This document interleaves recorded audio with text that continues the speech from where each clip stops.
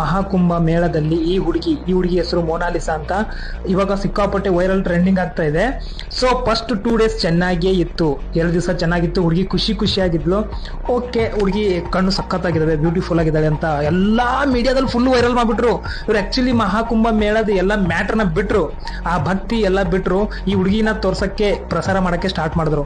ಅವಾಗಿಂದ ಸ್ಟಾರ್ಟ್ ಆಯ್ತು ನೋಡಿ, ಎಷ್ಟು ಜನ ಸೆಲ್ಫಿ ತಗೊಳಕ್ಕೆ, ಮೀಡಿಯಾದವರು ಇಂಟರ್ವ್ಯೂ ಮಾಡಕ್ಕೆ, ಚಿಕ್ಕ ಬೈಟ್ಗಳನ್ನ ತಗೊಳಕ್ಕೆ ಹಿಂದೆ ಓಡೋಕ್ ಸ್ಟಾರ್ಟ್ ಮಾಡ್ಬಿಟ್ಟವ್ರೆ. ಆ ಹುಡುಗಿ ಪರಿಸ್ಥಿತಿ ಹೆಂಗ್ ಆಗ್ಬಿಟ್ಟಿದೆ ಅಂದ್ರೆ ಇವಾಗ ಅಲ್ಲಿ ನೋಡ್ಬೋದು, ಹುಡುಗಿ ಫುಲ್ ಪ್ಯಾಕ್ ಮಾಡ್ಕೊಂಡು ಓಡೋಗ್ತಾ ಇದ್ದಾರೆ. ಅದ್ರ ಹಿಂದೆ ಮೀಡಿಯಾದವ್ರು ಬಿಡ್ತಾನೆ, ಎಷ್ಟು ಜನ ಹಿಂದೆ ಬಿದ್ದವ್ರು ಸೆಲ್ಫಿ ತಗೊಳಕ್ಕೆ. ಸಿಕ್ಕಾಪಟ್ಟೆ ಪಬ್ಲಿಸಿಟಿ ಕೊಟ್ಟು ಆ ಹುಡುಗಿಗೆ ಬಾಲಿವುಡ್ ಅಲ್ಲಿ ಕರೆಸಿ ಸಿನಿಮಾದಲ್ಲಿ ಅವಕಾಶ ಕೊಟ್ಟು ಲಾಸ್ಟ್ಗೆ ಕೈ ಬಿಟ್ಬಿಡ್ತಾರೆ. ಅವಾಗ ಡಿಪ್ರೆಷನ್ ಅಲ್ಲೇ ಕಾಲ ಕಳಿಬೇಕು. ಬಟ್ ಆ ತರ ಆಗದೆ ಇರ್ಲಿ, ನಾನು ಹೇಳ್ತಿರೋದು ನಿಮ್ಗೆ ಇಂಥವು ಸ್ಟೋರಿಗಳು ತುಂಬಾ ಬಂದಿದಾವೆ, ಇನ್ ಹಿಂದೆನೂ ನಿಮ್ಗೆ ಗೊತ್ತಿದಾವೆ ಏನೆಲ್ಲ ಆಗಿದಾವ ಅಂತ.